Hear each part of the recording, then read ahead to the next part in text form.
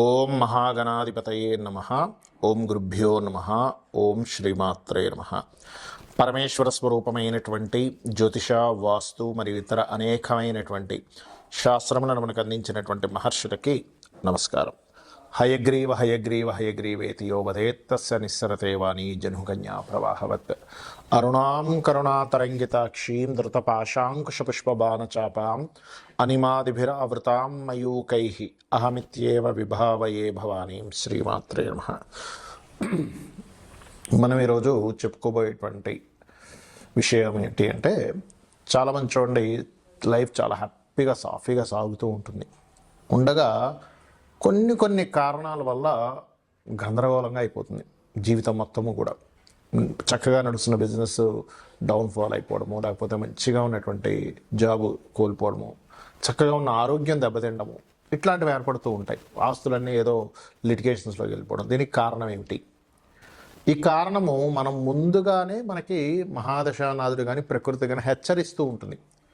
అది ఏ మహాదశలు అంతర్దశలు వచ్చినప్పుడు ఏ లగ్నానికి ఎటువంటి ఫలితాలు, ఆ సమయంలో ఎటువంటి చిన్న పరిహార మార్గాలు, చిన్న మంత్రంతో చిన్న ధ్యానంతో ఎలా చేసుకోవాలి అనేటువంటి విషయాల్ని మనం ఒక్కొక్క లగ్నరీత్యా మనం ఇప్పుడు తెలుసుకుందాం. వృశ్చిక లగ్నము, వృశ్చిక రాశి, ఈ యొక్క లగ్నం వారికి పాపులు ఎవరు, ఆ యొక్క ఫలితాలు వచ్చేటప్పుడు చక్కటి అభివృద్ధిలో ఉన్నటువంటి సడన్గా ఎందుకు ఇబ్బంది కలుగుతుంది అనేటువంటి విషయాలు చెప్తుంది నేనైనప్పటికీ కూడా, చెప్పేసిన సాక్షాత్ అమ్మవారిగా భావిస్తూ ఆ యొక్క విషయాలు మనం ఏమీ భయపడాల్సిన అవసరం లేదు, దాన్ని సింపుల్గా ఎలా తీయాలి అనేటువంటి విషయాన్ని కూడా నేను మీకు ఇప్పుడు వివరిస్తాను. అయితే ఇక్కడ ఏంటంటే, ముఖ్యంగా వృశ్చిక లగ్నానికి శుభులు కుజుడు, గురువు, మనకి ఈ యొక్క చంద్రుడు అవుతారు. అయితే చంద్రుడు కొంత బాధగా ఆధిపత్యం కూడా వస్తుంది. అయితే ఇక్కడ ముఖ్యంగా మనం అర్థం చేసుకోవాల్సింది, ఈ గ్రహాలు శుభులు కానీ పాపాన్ని ఇచ్చే గ్రహాలు ఏమిటి? తృతీయాధిపతి, షష్టమాధిపతి, అష్టమాధిపతి మరియు మనకి వ్యయాధిపతి. తృతీయాధిపతి శని అవుతాడు. దీనివల్ల ఏంటంటే, ఒక్కోసారి చూడండి ఎక్కడ వీళ్ళు ఎన్నుకుంటారంటే, జాబ్స్ ఇప్పిస్తాను లేదా ఎవరైనా జాబ్ ఇప్పిస్తానంటే డబ్బులు కట్టడం ద్వారా, మీడియేటింగ్ ద్వారా ఒకటి. అంటే శని యొక్క ఫలితాలు వస్తున్నా, శని మహాదశ అంతర్దశ ఫలితాలు వస్తున్నారు. రెండవది, ఏదైనా ల్యాండ్కి సంబంధించిన విషయంలో కొంతమంది చూడండి డబ్బు పెడతారు, అక్కడ కొంత అడ్వాన్స్ ఇచ్చి నేను మిగిలిన డబ్బులు ఇంకా 6 months అని రాసుకుంటారు. అందరితో ఇక్కడ కస్టమర్ దొరకకపోతే అది ఇబ్బంది అవుతుంది, ఇచ్చిన అడ్వాన్స్ వెనక్కి రాదు, అటువంటి ఇబ్బందులు వస్తాయి. కాబట్టి శని పాడైతే ఈ రెండు విషయాలు మెయిన్గా జాగ్రత్తగా ఉండండి. మరి శని మహాదశలు నడుస్తున్నాయి, అంతర్దశలు నడుస్తున్నాయండి, ఆ ఫలితాలు కూడా వస్తున్నాయి, నేను ఇబ్బంది పడుతున్నాను అనుకునేటువంటి వారు సింపుల్గా ఏం లేదు, చాలా సులభంగా గోవుకి పిడికెడు బెల్లం తినిపించడము, ఆంజనేయ స్వామి ఆలయాలకి లేదా వెంకటేశ్వర స్వామి ఆలయాలకు వెళ్ళండి, ఖచ్చితంగా మీకు ప్రాబ్లం అనేది తగ్గుతుంది. అదేవిధంగా ఇక్కడ కుజుడు లగ్న షష్టమాధిపతి, అందులో ఎటువంటి డౌట్ లేదు, శుభుడే అవుతాడు. కానీ పాడైతే అప్పులు ఇవ్వడం తీసుకోవడం ద్వారా గొడవలు వస్తూ ఉంటాయి. కాబట్టి సుబ్రహ్మణ్యేశ్వర స్వామి ఆరాధన చాలా ఇబ్బంది పడుతున్నటువంటి వారు. ఇక బుధుడు కనుక అష్టమ లాభాధిపతి అవుతున్నాడు కదండి, ఒకవైపు లాభాధిపత్యం వస్తుంది, ఒకవైపు అష్టమాధిపత్యం వస్తుంది కదండి, మరి పాప అవుతాడు కదా, ఎటువంటి ఫలితాలు ఇస్తారని భయపడుతూ ఉంటారు. ఇక్కడ సింపుల్ ఒకటే గుర్తుపెట్టుకోండి, పాపి అయినప్పుడు అతను మరింత పాపత్వాన్ని పొంది పాపగ్రహ సంబంధం ఉంటే గనక ఈజీ మనీ కోసం వెంపర్లాడి ఇబ్బంది పడతారు, గుర్తుపెట్టుకోండి. అయితే ఇక్కడ ఈ బుధుడు కనుక బాగుంటే సడన్ లాభాలు కూడా వస్తాయి, వ్యాపారంలో అద్భుతమైన స్టేజ్ సడన్గా వెళ్తూ ఉంటారు, వచ్చినటువంటి ఫలితాలు జరుగుతూ ఉంటాయి. మరి పాడైనప్పుడు బుధుడు పాడైతే ఏమిటండి, ఓం అపర్ణాయే నమః, అంతకు మించింది లేదులా బిల్వపత్రం పెట్టి శివుడికి అభిషేకం చేయడం. అలాగే ఇక్కడ మనకి వ్యయాధిపతి, సప్తమ వ్యయాధిపతి శుక్రుడు. మరి శుక్రుడు సహజంగానే శుభగ్రహం కదండి అన్నప్పుడు, సహజ శుభగ్రహాలు కనుక బాగుంటే శుభ ఫలితాలు ఇస్తారు. ఎలాంటివి ఇస్తాడు?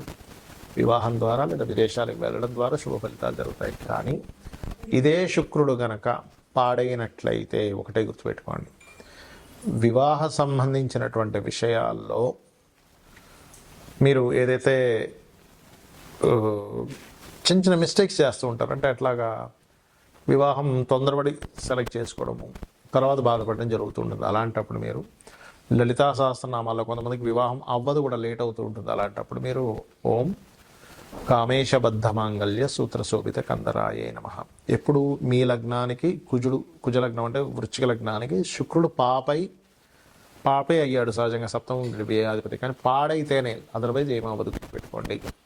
మనకు ముందుగానే ప్రకృతి ఒక్కొక్క సిమ్టమ్ని ఒక్కొక్క రూపంలో అందిస్తూ ఉంటుందండి. అదేమిటంటే అధికారుల నుంచి ఇబ్బంది రాబోతుంది అని అనుకున్నప్పుడు, లేదా గవర్నమెంట్ నుంచి ఇబ్బంది రాబోతుంది అన్నప్పుడు మనం చిన్న చిన్న విషయాల్లో అపకీర్తి వస్తూ ఉంటుంది. మనల్ని అవమానించడం జరుగుతూ ఉంటే మనం అర్థం చేసుకోవాలి, ఓహో ఎక్కడో సూర్యభగవానుడికి సంబంధించింది ఎక్కడో నా మహాదశల్లో అంతర్దశల్లో ఇబ్బంది కలగబోతుంది అనమాట అని వెంటనే సూర్య నమస్కారాలు చేసుకోవడము, ఓ మిత్రాయ నమః అనే నామస్మరణ చేస్తూ ఉండండి.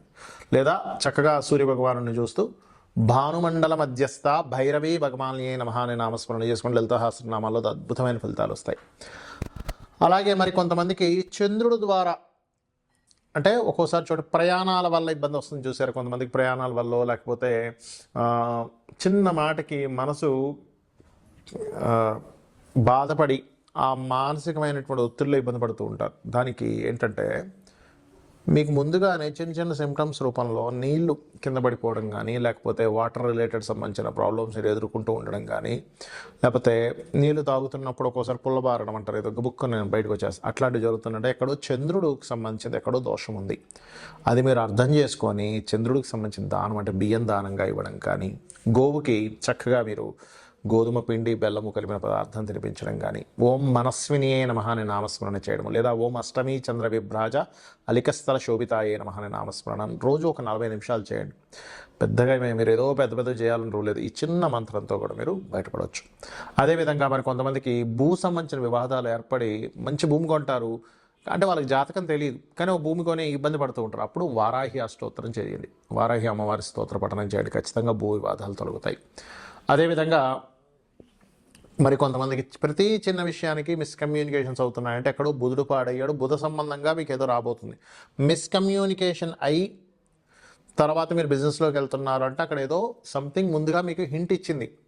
మీ యొక్క ఈ యొక్క మిస్కమ్యూనికేషన్ మీకు రేపు పొద్దున్న వేరే దానికి దారి తీయబోతుంది అని. అప్పుడు మీరు చేయవలసింది ఏమిటంటే చాలా సింపుల్గా మీరు ఒకటే గుర్తుపెట్టుకోండి, మీరు చేయవలసింది ఏదైతే బిజినెస్లో ఉన్నాయో ఆ విషయాన్ని జాగ్రత్త చూసుకోవాలి.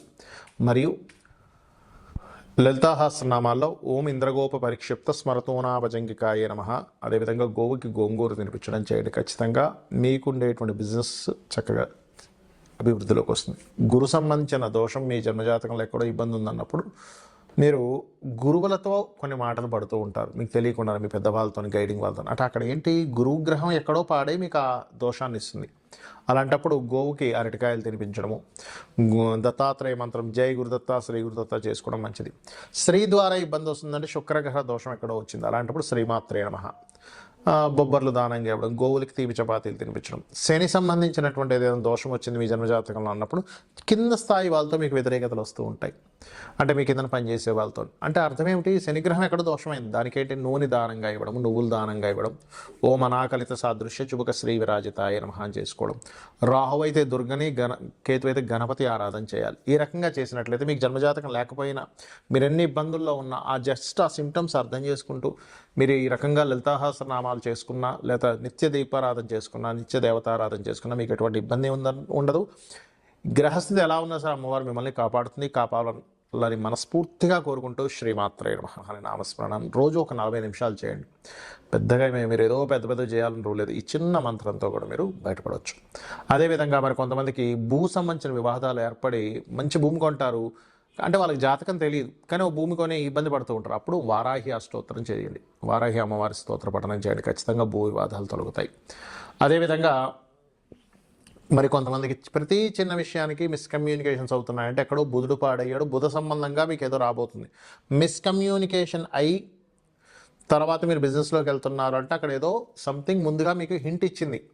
మీ యొక్క ఈ యొక్క మిస్కమ్యూనికేషన్ మీకు రేపు పొద్దున్న వేరే దానికి దారి తీయబోతుంది అని. అప్పుడు మీరు చేయవలసింది ఏమిటంటే చాలా సింపుల్గా మీరు ఒకటే గుర్తుపెట్టుకోండి, మీరు చేయవలసింది ఏదైతే బిజినెస్లో ఉన్నాయో ఆ విషయాన్ని జాగ్రత్త చూసుకోవాలి. మరియు లలితా సహస్రనామాల్లో ఓం ఇంద్రగోప పరిక్షిప్త స్మరతోనాభజంగికాయే నమః, అదేవిధంగా గోవుకి గోంగూర తినిపించడం చేయండి. ఖచ్చితంగా మీకుండేటువంటి బిజినెస్ చక్కగా అభివృద్ధిలోకి వస్తుంది. గురు సంబంధించిన దోషం మీ జన్మజాతకంలో ఎక్కడో ఇబ్బంది ఉందన్నప్పుడు మీరు గురువులతో కొన్ని మాటలు పడుతూ ఉంటారు, మీకు తెలియకుండా మీ పెద్దవాళ్ళతో గైడింగ్ వాళ్ళతో. అంటే అక్కడ ఏంటి, గురుగ్రహం ఎక్కడో పాడే మీకు ఆ దోషాన్ని ఇస్తుంది. అలాంటప్పుడు గోవుకి అరటికాయలు తినిపించడము, దత్తాత్రేయ మంత్రం జై గురుదత్త శ్రీ గురుదత్త చేసుకోవడం మంచిది. స్త్రీ ద్వారా ఇబ్బంది వస్తుందంటే శుక్రగ్రహ దోషం ఎక్కడో వచ్చింది, అలాంటప్పుడు శ్రీమాత్రే నమః. బొబ్బర్లు దానంగా ఇవ్వడం, గోవులకి తీపి చపాతీలు తినిపించడం. శని సంబంధించినటువంటి ఏదైనా దోషం వచ్చింది మీ జన్మజాతకంలో అన్నప్పుడు కింద స్థాయి వాళ్ళతో మీకు వ్యతిరేకతలు వస్తూ ఉంటాయి, అంటే మీ కింద పనిచేసే వాళ్ళతో. అంటే అర్థం ఏమిటి, శనిగ్రహం ఎక్కడ దోషమైంది, దానికేంటి నూనె దానంగా ఇవ్వడం, నువ్వులు దానంగా ఇవ్వడం, ఓం అనాకలిత సాదృశ్య చుబుక శ్రీ విరాజితాయ నమః అని చేసుకోవడం. రాహు అయితే దుర్గని, కేతు అయితే గణపతి ఆరాధన చేయాలి. ఈ రకంగా చేసినట్లయితే మీకు జన్మజాతకం లేకపోయినా మీరు ఎన్ని ఇబ్బందుల్లో ఉన్నా ఆ సిమ్టమ్స్ అర్థం చేసుకుంటూ మీరు ఈ రకంగా లలితాసహస్రనామాలు చేసుకున్నా, లేదా నిత్య దీపారాధన చేసుకున్నా, నిత్య దేవతారాధన చేసుకున్నా మీకు ఎటువంటి ఇబ్బంది ఉండదు. గ్రహస్థితి ఎలా ఉన్నా సరే అమ్మవారు మిమ్మల్ని కాపాడుతుంది, కాపాడాలని మనస్ఫూర్తిగా కోరుకుంటూ శ్రీమాత్రే నమః.